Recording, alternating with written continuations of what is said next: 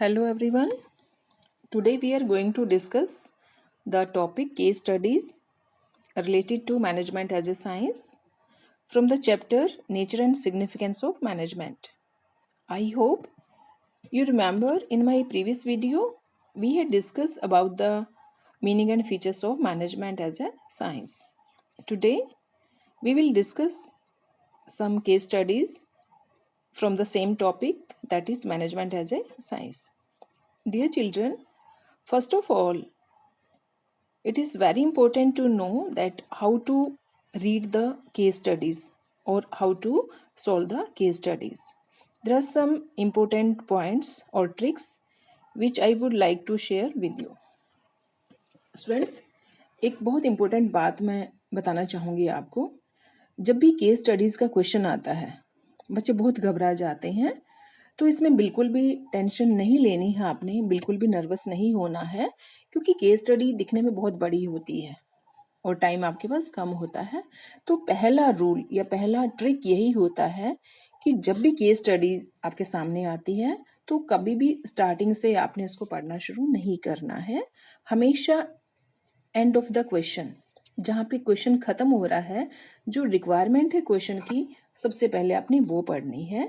Question की requirement या question पढ़ने के बाद आपने केस को रीड करना है और उस केस में नीचे दिए क्वेश्चन में जो भी पूछा गया है, ऊपर पैराग्राफ में जिस भी लाइन में आपको आंसर नजर आता है उसको आपने अंडरलाइन कर लेना है.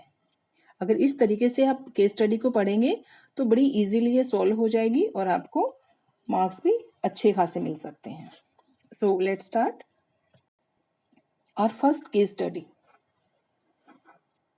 There are three partners. Amar, Akbar and Ahana are partners in a firm engaged in the production of dairy products in Gujarat state. Amar is a holder of senior secondary school certificate from CBSE with business studies as one of his elective subject. Akbar had done his post-graduation in medical science and Ahana in dairy farming. One day, there was a serious discussion between Akbar and Ahana regarding the nature of management. Akbar argued that management is a science. Akbar ने कहा कि management science है, whereas Ahana argued against it, saying that the physics and chemistry are the only science because they fulfill all the conditions of science. यहाँ पर एक important बात आप देख रहे हैं कि यहाँ पर आर्ग्यू चल रहा है. अकबर कहता है कि मैनेजमेंट साइंस है, लेकिन अहाना कहती है कि सिर्फ फिजिक्स और केमिस्ट्री ही साइंस होते हैं क्योंकि वो साइंस की जो भी कंडीशंस होती हैं सारी फुलफिल करते हैं. Amar, on the basis of his knowledge of business studies, क्योंकि वो बिजनेस स्टडीज का स्टूडेंट रहा है, explain the nature of management as a science to Akbar and Ahana. Explain how Amar would have satisfied both Akbar and Ahana. अब मैंने तो एक question starting से पढ़ा है, लेकिन बच्चों जब आप इस क्वेश्चन को रीड करेंगे एग्जाम में जब ये आएगा तो आपने एंड से स्टार्ट करना है, जहां पर क्वेश्चन में पूछा गया है कि अमर किस बेसिस पे उन दोनों को सेटिस्फाई करेगा. ये पढ़ना, उसके बाद अपने पैराग्राफ को रीड करना है. अब हम देख रहे हैं कि पहली रिक्वायरमेंट ऑफ क्वेश्चन क्या है.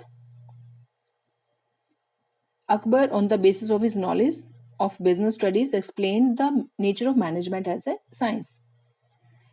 इसने कौन सा नेचर यहाँ पर देखा है साइंस का कि जिससे कहेगा कि मैनेजमेंट साइंस है या नहीं है. अब इसका आंसर देखते हैं. अमर would have satisfied both Akbar and Ahana by giving the following explanation. First, that management is a systematic body of knowledge that explains certain general truths and is based on logical observations. However, it is not pure science like physics and medical because it does not meet the exact criteria of science.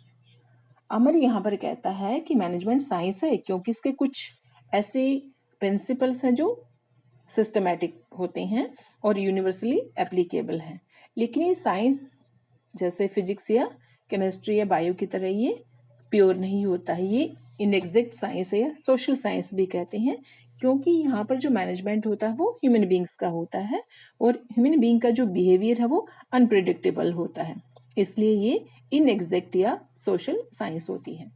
The application of the features of a science to management is examined below. First, systematic body of knowledge. Second feature, principles based on observation and experimentations and universal validity. तो ये था हमारा case number 1.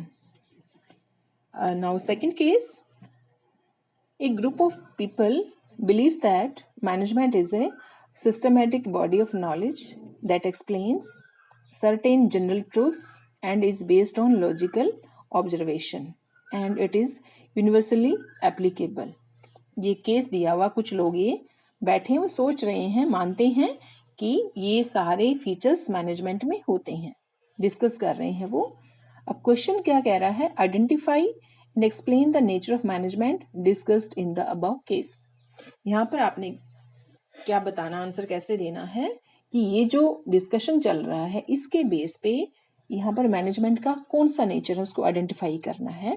अब ये मैंने highlight किए हुए हैं. फर्स्ट पॉइंट इसमें है सिस्टमेटिक बॉडी ऑफ नॉलेज, दूसरा सर्टेन जनरल ट्रूथ्स और थर्ड इज यूनिवर्सल एप्लीकेबल. ये तीनों फीचर्स हमने कहाँ पढ़े हैं, मैनेजमेंट एज ए साइंस में. तो इन सारे फीचर्स के बेस पे हम कह सकते हैं कि management is a science. The application of the features of science to management is examined below. अब ये बताएगा कि साइंस क्यों है management. Science is a systematic and organised based on logically observed findings, facts and events. Science comprises of exact principles which can be verified and establish cause and effect relationship. The basic features of science are as follows.